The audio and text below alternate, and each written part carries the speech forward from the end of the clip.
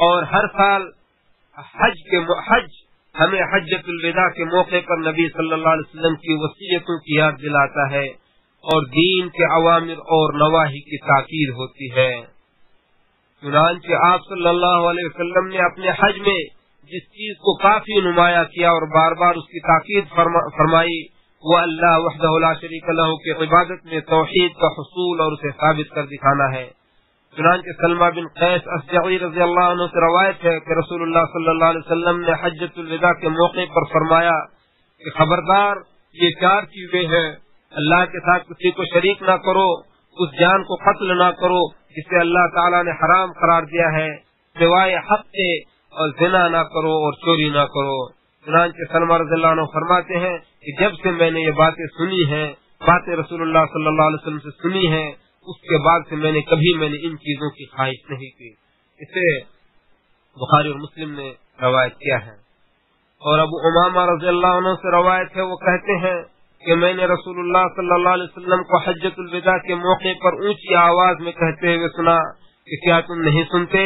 تو لوگ جماعت میں سے ایک شخص نے کہا کیوں نہیں ہے اللہ کے رسول صلی اللہ علیہ وسلم، آپ ہم سے کس چیز کا عہد و پیمان لینا چاہتے ہیں؟ تو آپ نے فرمایا کہ اپنے رب کی عبادت کرو، 5 وقت کی نماز ادا کرو، رمضان کے مہینے کے روزے رکھو اور اپنے حکمرانوں کی اطاعت کرو، اور اگر ایسا کرو گے تو جنت میں داخل ہو جاؤ گے۔ اسے امام احمد نے روایت کیا ہے۔ چنانچہ آپ صلی اللہ علیہ وسلم نے اس توحید کی تاکید فرمائی جس کی تعلیم آپ نے حج سے پہلے دی تھی اور جسے عملاً برت کر دکھایا تھا تاکہ وہ اس کو مضبوطی سے تھامے رکھے، کیونکہ آپ سے پہلے انبیاء علیہ السلام کی امتوں نے اپنے دین میں جو بگاڑ پیدا کیا تھا تو اس کی شروعات توحید سے تھی، یعنی سب سے پہلے انہوں نے توحید کے اندر بگاڑ پیدا کرنا شروع کیا تھا۔ چنانچہ انہوں نے بتوں اور نیک لوگوں کی عبادت کی، قبروں سے مدد مانگی اور اپنی حاجت روائی مطلب براری اور دفع مضرت کے لیے اللہ کے علاوہ ان لوگوں کو پکارا جو کسی بھی قسم کی طاقت و قوت نہیں رکھتے ہیں۔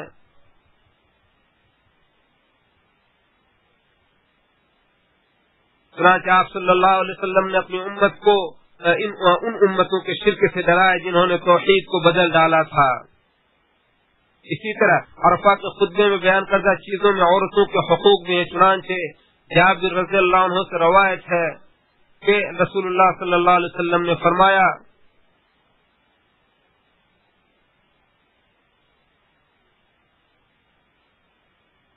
چنانچہ صحیح مسلم میں حضرت جابر رضی اللہ عنہ سے روایت ہے کہ اللہ کے رسول صلی اللہ علیہ وسلم نے فرمایا کہ عورتوں کے بارے میں اللہ سے ڈرو کیونکہ تم نے انہیں اللہ کی امانت کے ساتھ لیا ہے اور اللہ کے کلمہ کے ذریعے حلال کیا ہے۔ چنانچہ اسلام نے عورتوں کو وہ تمام حقوق عطا کیے ہیں جن سے انہیں دنیا و آخرت میں فائدہ اور تحفظ حاصل ہو۔ جہاں تک انسانی قوانین کا تعلق ہے تو انہوں نے بعض حقوق تو دیے ہیں جو دنیا میں ان کے لیے مفید ہیں، لیکن اس کے مقابلے میں انہیں عزت و آبرو اور عفت و پاک دامنی سے محروم کر دیا ہے۔ اسی طرح آپ صلی اللہ علیہ وسلم نے یوم عرفہ کے خطبہ، قربانی کے دن، جمرات کے پاس اور تشریق کے ایام میں بار بار مال و دولت، انسانی خون اور عزت و آبرو کی حرمت کی تاکید فرمائی۔ چنانچہ آپ صلی اللہ علیہ وسلم نے فرمایا بے شک اللہ تعالیٰ نے تمہارے خون، تمہارے مال، تمہاری عزت و آبرو کو تم پر حرام قرار دیا ہے جس طرح تمہارے لیے آج کے دن کو حرام قرار دیا ہے آج کے اس مہینے میں۔ اسے بخاری نے ابن عمر رضی اللہ عنہ سے روایت کیا ہے۔ کیونکہ قتل و خوریزی سے، لوگوں کے مال ہڑپنے اور انہیں حلال سمجھنے سے اور لوگوں کی عزت و آبرو پر حملہ کرنے سے فتنہ و فساد جنم لیتے ہیں، آپس میں دشمنی، بغض و عداوت اور رنجشیں پیدا ہوتی ہے اور معاشرے کا تانا بانا بکھر جاتا ہے۔ فتنہ و فساد جنم لیتے ہیں، آپس میں دشمنی، بغض و عداوت اور رنجشیں پیدا ہوتی ہے اور معاشرے کا تانا بانا بکھر جاتا ہے، اور اختلاف و انتشار کی وجہ سے انسان دشمنوں کے حملوں کو روک نہیں پاتا، بلکہ بسا اوقات مذکورہ بالا چیزوں کی حرمت کا خیال نہ رکھنے کی وجہ سے معاشرے کے افراد اس کے خلاف کھڑے ہو کر دشمنوں کی مدد کر بیٹھتے ہیں، اور کبھی کبھی اس کی وجہ سے اس سے بھی سنگین قدرتی آفات اور قدرتی عذاب سے دوچار ہوتا ہے۔ اسی طرح آپ صلی اللہ علیہ وسلم نے حجۃ الوداع کے موقع پر فرمایا تھا کہ اے لوگوں، میرے بعد کافر کی طرح ایک دوسرے کی گردن نہ مارنے لگنا۔ اسے بخاری و مسلم نے جریر رضی اللہ عنہ سے روایت کیا ہے۔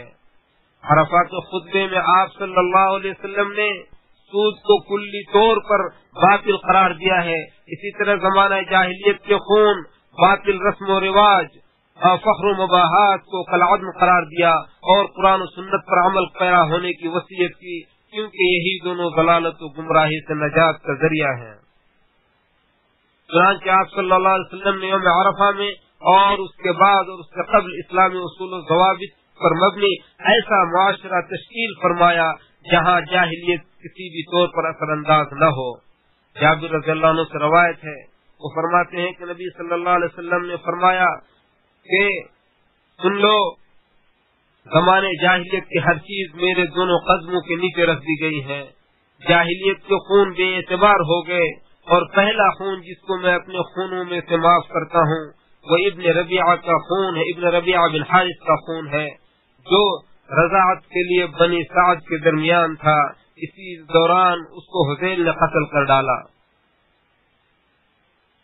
اور اسی طرح زمانے جاہلیت کا سود سب چھوڑ دیا، اور سب سے پہلا سود جسے میں کالعدم قرار دیتا ہوں وہ ہمارا سود ہے، جو کہ عباس بن عبد المطلب کا ہے، وہ سارے کا سارا کالعدم ہے۔ اسے امام مسلم نے روایت کیا ہے۔ چنانچہ آپ صلی اللہ علیہ وسلم نے انصاف کرتے ہوئے اور لوگوں پر رحم کھاتے ہوئے سود کو باطل اور حرام قرار دیا، کیونکہ سود کے بڑے نقصانات ہیں اور اس کا دنیا کی معیشت پر بڑا برا اثر پڑتا ہے۔ اسی طرح آپ صلی اللہ علیہ وسلم نے خطبہ حجۃ الوداع میں فرمایا کہ میں تمہارے درمیان ایسی چیز چھوڑے جا رہا ہوں کہ اگر تم اسے تھامے رکھو گے تو کبھی گمراہ نہ ہوگے، وہ اللہ کی کتاب ہے۔ آپ صلی اللہ علیہ وسلم نے رسالت کی تبلیغ پر اپنی امت کو گواہ بنایا، اور انہوں نے گواہی دیتے ہوئے کہا کہ ہم گواہ ہیں کہ آپ نے ہم تک اللہ کی کتاب پہنچا دی، نبوت کا حق ادا فرما دیا اور ہمارے ساتھ خیر خواہی کا معاملہ فرمایا۔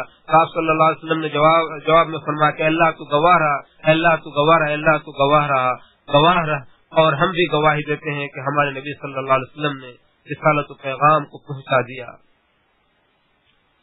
اور ہم بھی گواہی دیتے ہیں کہ ہمارے نبی صلی اللہ علیہ وسلم نے پیغام کو، رسالت و پیغام کو پہنچا دیا، نبوت کا حق ادا کر دیا، امت کی خیر خواہی فرما دی اور اللہ کے لیے کما حق ہو جہاد کیا، اور ہم انہی کے دین پر زندہ ہیں، اور انشاءاللہ اسی کے دین پر ہم مریں گے اور اسی پر اٹھائے جائیں گے،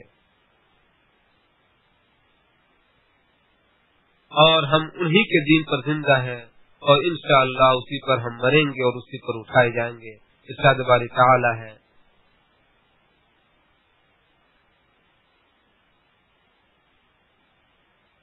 اور یہ میرا دین ہے اور میرا سیدھا راستہ ہے جو کہ مستقیم ہے، تو اس پر چلو اور دوسری راہوں پر مت چلو کہ وہ راہیں تم کو اللہ کے راہ سے جدا کر دیں گی۔ اس کا تم کو اللہ تعالیٰ نے تاکید حکم دیا تاکہ تم پرہیزگاری کا راستہ اختیار کرو۔ اللہ تعالیٰ میرے اور آپ سب کے لیے قرآن کریم کو بابرکت بنائے اور اس کی آیتوں اور حکیمانہ نصیحتوں کو ہمارے اور آپ کے لیے بابرکت بنائے۔ میں اپنی بات کو یہیں سے ختم کرتے ہوئے اپنے لیے اور آپ کے لیے اللہ تعالیٰ سے مغفرت طلب کرتا ہوں۔ اے اللہ تو ہمیں بخش دے اور آپ بھی اس سے مغفرت طلب کریں، یقیناً بخشنے والا اور رحم کرنے والا ہے۔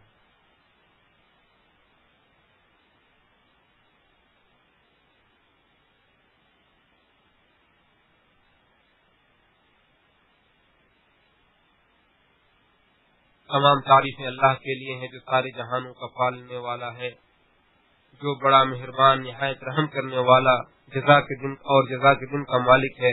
میں اپنے رب کا شکر بجا لاتا ہوں اس کے واضح احسانات پر، اور میں گواہی دیتا ہوں کہ اس کے علاوہ کوئی حقیقی معبود نہیں، وہ اکیلا، اس کا کوئی شریک نہیں، اسی کی تمام بادشاہت ہے، اسی کی تمام تعریفیں ہیں، اور وہ ہر چیز پر قادر ہے، بہت ہی طاقتور اور مضبوط ہے۔ اور میں گواہی دیتا ہوں کہ بلا صبح ہمارے نبی اور سردار محمد صلی اللہ علیہ وسلم اس کے بندے اور سچے و امانت دار رسول ہیں۔ اے اللہ تو اپنے بندے اور رسول محمد صلی اللہ علیہ وسلم، ان کے آل اور ان کے تمام آل و اصحاب پر رحمت، سلامتی اور برکتیں نازل فرما۔ حمد و صلاۃ کے بعد نیکیوں میں سبقت کرتے ہوئے اور گناہوں سے بچتے ہوئے اپنے رب سے ڈرو تو تم خیر و بھلائی کے ساتھ کامیاب ہو جاؤ گے۔ پھر اللہ کے بندو، ہمارا رب بڑا رحیم ہے، بخشنے والا ہے، جاننے والا ہے اور سخی اور عظیم ہے۔ اس نے ہمیں افضل اوقات اور مبارک جگہوں کی رہنمائی کی ہے تاکہ ہم بکثرت نیکیاں سمیٹ سکیں۔ نیز اس نے اپنے بندوں کو نیک اعمال کی دعوت دی ہے۔ چنانچہ مقبول حج کا بدلہ سوائے جنت کے اور کچھ نہیں ہے، اور کیونکہ تمام لوگ بعض خاص نیک اعمال کو انجام دینے کی طاقت نہیں رکھتے، اس لیے اللہ تعالیٰ نے ان کے لیے ایسے اجر و ثواب والے اعمال مشروع قرار دیا ہے جن کے کرنے کی وہ طاقت رکھتے ہیں۔ چنانچہ جو کسی وجہ سے حج کرنے کی استطاعت نہیں رکھتا ہے تو ان کے لیے حج کے مہینوں اور ذوالحجہ کے 10 دنوں میں نیک اعمال مشروع کیے ہیں۔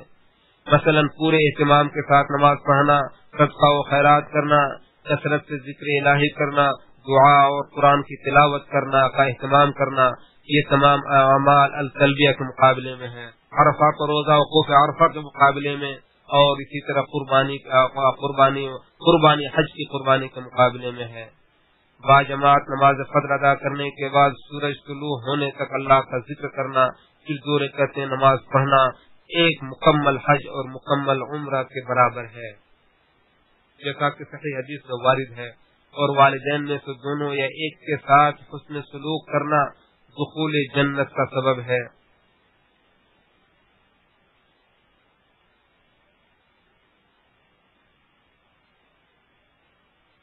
اور جب والدین فوت ہو جائیں تو ان کے دوستوں کے ساتھ اچھائی کرنا، یہ ان کے ساتھ اچھائی کرنا ہے۔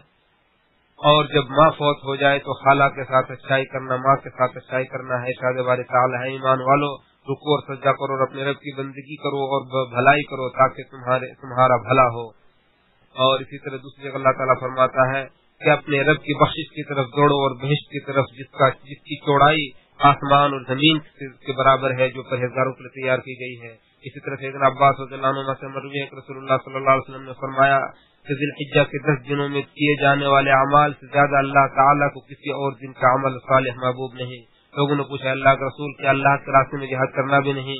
آپ صلی اللہ علیہ وسلم نے فرمایا کہ اللہ کے راستے میں جہاد کرنا بھی نہیں سوائے اس شخص کے جو اپنی جان و مال اور دونوں کے لے کر اللہ کے راستے میں نکلے اور پھر کسی بھی چیز کے ساتھ واپس نہ آئے۔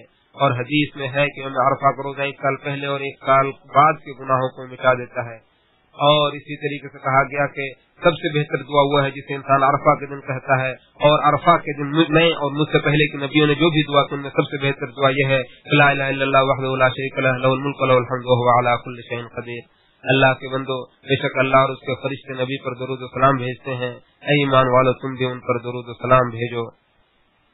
اور اسی طرح نبی کریم صلی اللہ علیہ وسلم نے فرمایا کہ جو مجھ پر 1 مرتبہ درود و سلام بھیجے گا تو اللہ تعالیٰ اس پر اس کی وجہ سے 10 مرتبہ رحمت نازل فرمائے گا۔ لہٰذا اے لوگو، تم نبی اولین و آخرین کے نبی اور نبیوں کے سردار محمد صلی اللہ علیہ وسلم پر درود و سلام پڑھیے۔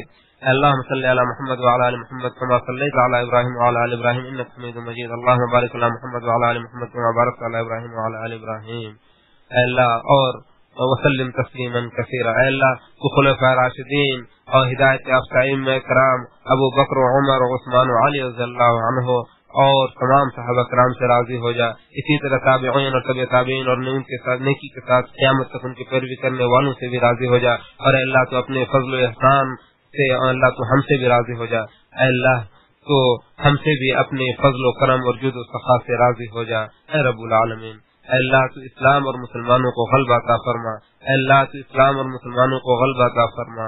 اے اللہ تو اسلام اور مسلمانوں کو غلبہ عطا فرما۔ اے اللہ تو اپنے دین کے دشمن کو تہوبالا کر دے، اپنے اور اپنے دین کے دشمن کو تہوبالا کر دے۔ اے اللہ تو اپنی کتاب اور اپنے نبی کی سنت کی مدد فرما۔ اللہ تو اپنی کتاب، اپنے نبی کی سنت اور نبی کے طریقے کی ہدایت کی تائید فرما اور ہر دور اور ہر زمانے میں اسے غالب فرمائے اللہ تو ہمارے اگلے پچھلے ظاہری و باطنی اور جن گناہوں کو ہم سے زیادہ جانتا ہوں تمام کو بخش، یقیناً تو اول و آخر ہے اور تیرے علاوہ کوئی معبود نہیں ہے۔ اللہ تو تمام معاملات میں ہمارے انجام کو بہتر فرما اور اللہ تو ہمیں دنیا اور آخرت کی رسوائی سے محفوظ فرمائے رب العالمین۔ اللہ ہم تجھ سے دین، دنیا اور آخرت ہر جگہ عافیت کا سوال کرتے ہیں، اے عزت و اکرام والے۔ اے اللہ ہم تجھ سے بھلائی کے کام کرنے اور برے کاموں سے بچنے سے پناہ مانگتے ہیں۔ اے اللہ تو ہمیں گمراہ کن فتنوں سے محفوظ فرما۔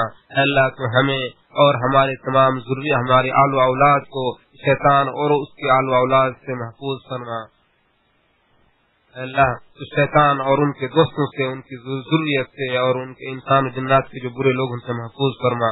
اللہ تو ہمیں اور ہماری ذریت اور اولاد کو شیطان اور اس کے اولاد سے محفوظ فرما۔ اللہ ہم تجھ سے سوال کرتے ہیں کہ تو آج کے اس مبارک دن میں ہماری مغفرت فرما۔